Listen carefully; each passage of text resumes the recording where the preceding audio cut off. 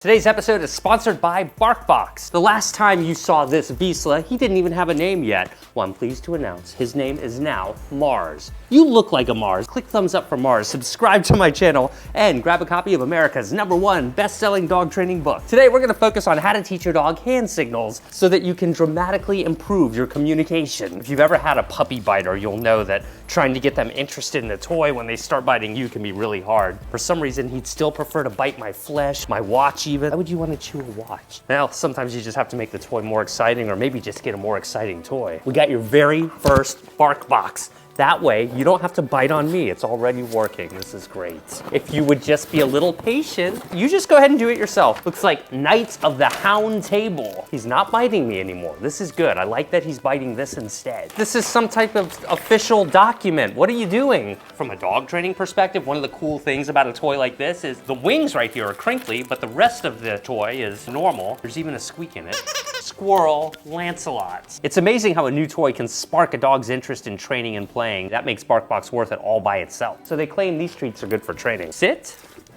Oh my gosh. You don't even need me, just get a BarkBox. They don't even smell like dog treats. If you didn't know they were dog treats, you'd probably eat one yourself. It's better without the plastic, man. You tell BarkBox your dog's size, how tough a chewer they are, and any dietary preferences that apply to your dog. And then you get a specially curated box with super original toys and treats delivered to you every month. Every one of you is gonna get a free BarkBox. Just go to barkbox.com/dogtraining and sign up for a 6 or 12-month subscription. That link will be below. There are two main ways that you wanna communicate with your dog. You wanna teach them how to respond to hand signals as well as the spoken word. For example, you might be talking on the phone and you wanna just be able to subtly tell your dog, hey, lie down, stay, without having to say anything. Also, in some situations, some dogs respond better to words and others to hand signals. This varies from dog to dog and even within the same dog. For example, some dogs will be more responsive to something like sit with a hand signal, but if you tell them to stay, they're more likely to do so with a verbal signal. See, if your dog becomes accustomed to listening to you and looking to you for direction, it's gonna be a lot easier to generally communicate with them. You'll find that hand signals tend to evolve and emerge from just natural interaction with your dog.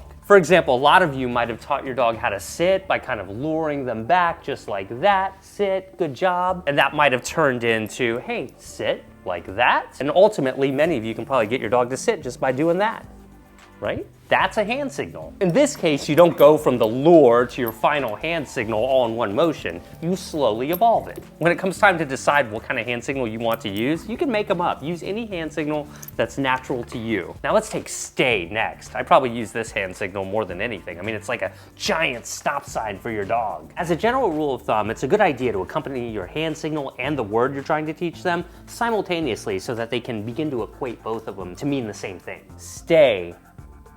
Good. There's that little motion to stay that you kind of do, just bringing a lot of movement to, okay, that's not stay. I find that making big, exaggerated signals at first can really get hand signal training off to a great start. You want to evolve that hand signal, probably, into something a little bit more casual, so you don't look ridiculous. Stay. Good. Once your dog is staying with a stay like that, now maybe you might want to do, hey, stay.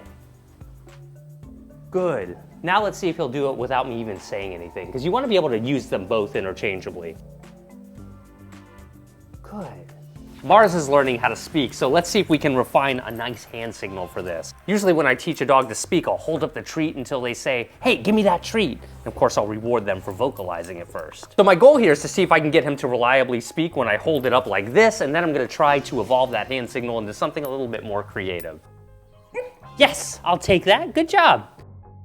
Yes, speak. Yes, good. Speak.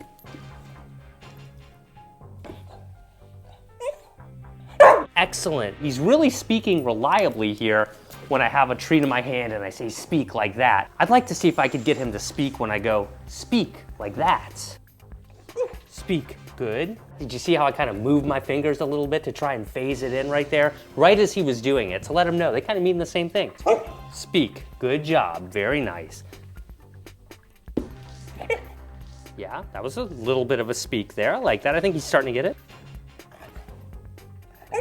Yeah, I'll take it. That's good. Yes, you're getting it. Yes.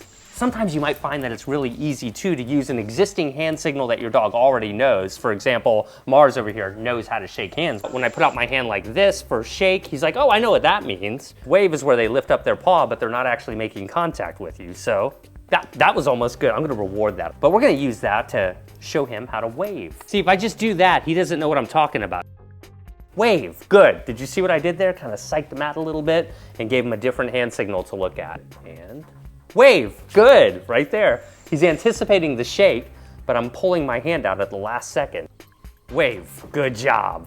Multiple studies have concluded that domestic dogs have a really special aptitude for understanding our visual signals. For example, a study in the journal Science showed that dogs respond to certain visual cues from humans much better than wolves raised by humans, and also much better than chimpanzees too. You really seem starting to get it now. And if these findings continue to hold true, then it's a key difference between dogs and wolves and why our approach should take into account the predisposition that dogs have when taking direction from people. Hypothesis supported. Another in the journal Animal Behavior looks specifically at young puppies. I mean, we're talking really young puppies, so young that they hadn't even had any experience working with people yet. And even these puppies could interpret basic human pointing gestures pretty quickly. Looks like Mars can respond to a human pointing gesture already. This means walk in a circle around me constantly. Now, of course, a lot of people make the assumption that this means that a dog is born knowing what a human point means, but actually, it indicates that they're born with a special aptitude for learning what this and other human signals mean, probably because dogs have been selectively bred to be great at learning to communicate with us. Click thumbs up for Mars. He did an awesome job today. Get your free BarkBox at barkbox.com/dogtraining when you sign up for a 6 or 12-month subscription. I'll have a link in the description. Subscribe to my channel if you haven't already. Thank you so much to all of our patrons who help fund these videos. You guys are amazing.